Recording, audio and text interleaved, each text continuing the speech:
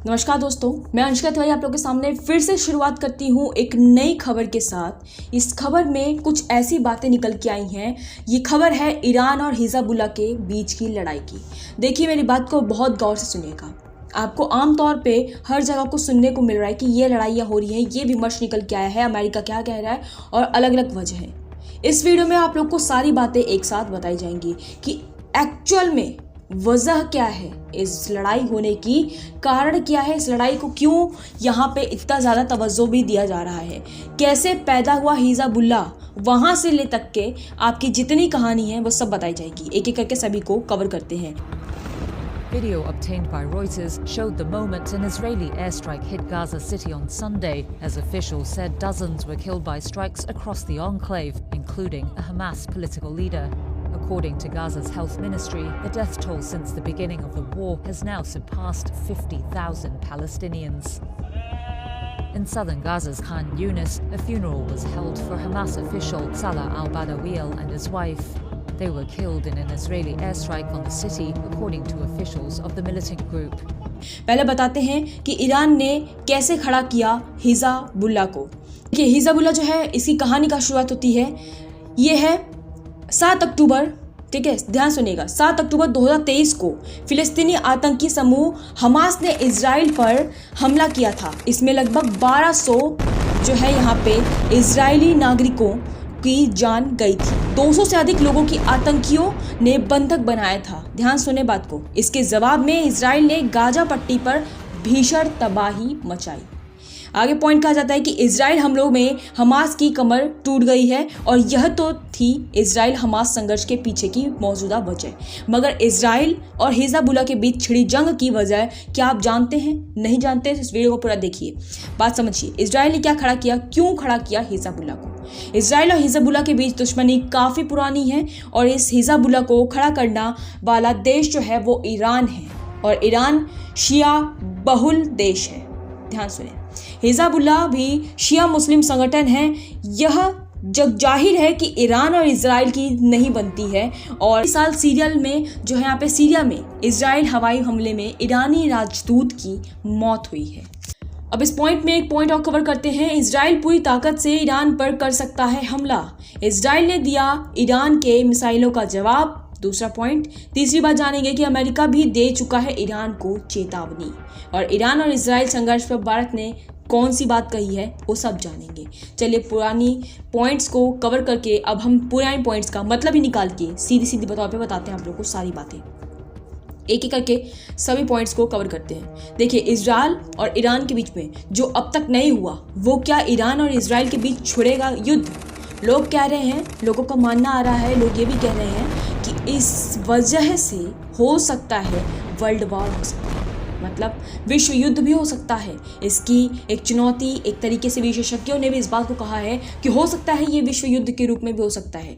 देखिए, एक बात तो साफ जाहिर है, अगर आप अपने बगल पड़ोसी के घर में आग लगाएंगे तो आग की लपटें आपके घर को भी जरूर छुएंगी। उसी प्रकार से ये पड़ोसी देश आपस में लड़ाई तो कर रहे हैं, एक दूसरे के ऊपर मिसाइल गिरा रहे हैं ताकि हम उस पर कब्जा कर सकें।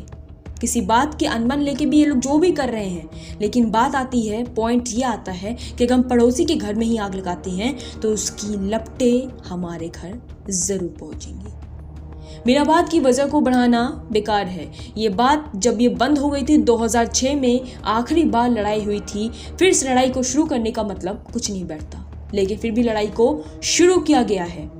सुनते हैं पॉइंट टू पॉइंट चीज़ों के बारे में कि किसकी क्या राय है।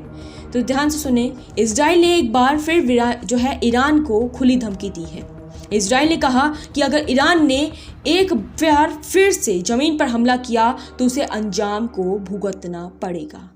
इजराइल सैन्य प्रमुखी लेफ्टिनेंट जनरल हर्जी हेलवी ने कहा कि यदि ईरान ने इजराइल पर एक और मिसाइल हमला करने की गलती की तो इजरायली सेना पर उस पर जिम्मेदार जो है जोरदार से हमला करने का पूरा जोर दिया जाएगा और पूरे तरीके से किया भी जाएगा।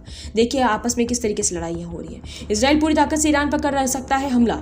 लेफ्टिनेंट जनरल हर्जी हवेली ने कहा कि ईरान की ओर से अगर एक मिसाइल हमला होता है तो इजराइल उस ताकत का उपयोग करके तो अब तक उसने ईरान के खिलाफ नहीं किए हैं। जो नहीं किए हैं वो किया जाएगा, ये बात कही जा रही है। इसराइल ने क्या दिया ईरान के मिसाइलों का जवाब। कैसे? इसराइल ने कहा कि हमने ईरान के कुछ ठिकानों को चुनकर रखा है जिसे हम हमले कर सकते हैं, जिस पे हम हमले कर सकते हैं। इसराइल ने 25 अक्टूबर की रात को ईरान पर हवाई हमले किए थे। इसराइल के 100 लड़ाकू विमानों ने शनिवार तड़के ईरान के आसमान को दाखिल होकर ताबड़तोड़ बमबारी जो है वो की। इसराइल ने इस हमले को ऑपरेशन डेंट ऑफ रिपेटेंडेंस, ध्यान सुने, पछतावे के दिन, डेज ऑफ रिपेटेंडेंस यहाँ पे उसने नाम दिया है। इस हमले के बाद इसराइल ने ईरान को चेतावनी दी कि अगर दोबारा ईरान की ओर से हमले हुए तो अंजाम काफी ज्यादा बुरा होगा। अमेरिका ने क्या चुनौती दी है, अब इस बारे में ध्यान से सुने इस बात को। इसराइल की ओर से किए हुए जो है मिसाइली हमले के बाद अमेरिका रक्षा सचिव लॉयड ने ऑस्टिन ने चेतावनी देते हुए ये कहा है कि ईरान को इसराइल के हमले का जवाब देने की गलती नहीं करनी चाहिए। इससे दोनों देशों के बीच तनाव और बढ़ेगा। इससे पहले 1 अक्टूबर को ईरान ने इसराइल पर मिसाइल हमले किए थे। ईरान ने इसराइल पर 180 से ज़्यादा मिसाइलें दागी थी। ज़्यादातर मिसाइलों को इसराइल की डिफेंस सिस्टम ने नष्ट कर दिया था। इसके बाद इसराइल ने ईरान का अंजाम भुगतने की चेतावनी भी दी है। भारत का क्या कहना है इस पे? इसराइल और ईरान के बीच बढ़ते संघर्ष को लेकर भारत की चिंता जाहिर है। यहाँ पे 25 अक्टूबर को ईरान पर हुए मिसाइल हमले के बाद विदेश मंत्रालय ने भी प्रतिक्रिया दी है कि भारत ने एक बार फिर शांति की अपील की है। इस बात पर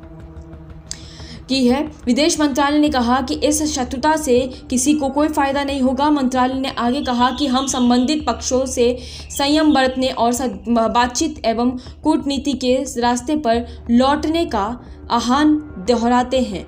निर्दोष बंधकों और नागरिकों को भी नुकसान उठाना पड़ सकता है। हमारे मिशन भारतीय समुदाय के संपर्क में हैं। तो ये बात कुछ जो मैंने बताई आप लोगों को, ये सारी बातें जाहिर तौर पे कही गई हैं। ये मैंने पढ़ा है इस बात पे चर्चा करते हैं थोड़े से अगली वीडियो में, क्योंकि अभी सब पॉइंटों को मैंने जो बताया है इसे ध्यान समझे और अपनी राय इसमें व्यक्त करें कि भारत भी चाहता है कि लड़ाई ना हो, वो भी चाहता है कि भारत की लड़ाई रुक जाए, ये लड़ाइयाँ रुक जाएं, क्योंकि ये लड़ाई एक बड़ी लड़ाई में तब्दील हो सकती है और इसमें ये भी होगा कि विश्व युद्ध हो सकता है, जिसमें कि ये देखा जाएगा कि कौन सा देश किस देश के साथ है, और अगर कोई देश किसी और देश के साथ होता है तो वो भी दुश्मन कहलाएगा। समझ में आई बात को? तो पूरी वारदात बढ़ती जाएगी, जिससे काफ़ी सारी चीज़ों पे असर पड़ेगा, जीडीपी पे असर पड़ेगा और तो और हम लोगों के जो है यहाँ पे खर्चों पे भी असर पड़ेगा, जिससे हमारे देश में जो है खर्चा, अगर यही होगा लड़ाइयाँ होगी, लड़ाई होने से क्या होता है? खर्चे होते हैं तो फंड्स देना पड़ता है, जो कि हम लोगों का जो देशों का फंड होता है, मतलब जो देश को फंड दिया जाता है, जैसे कि अगर कोई भारत देश है फंड लेता है, किसी तरीके से लोन लेता है, अगर अमेरिका वगैरह कहीं से भी, तो उस लोन को चुकाना पड़ता है भारत देश को दे के। उसी प्रकार से काफ़ी सारी चीज़ें होती हैं।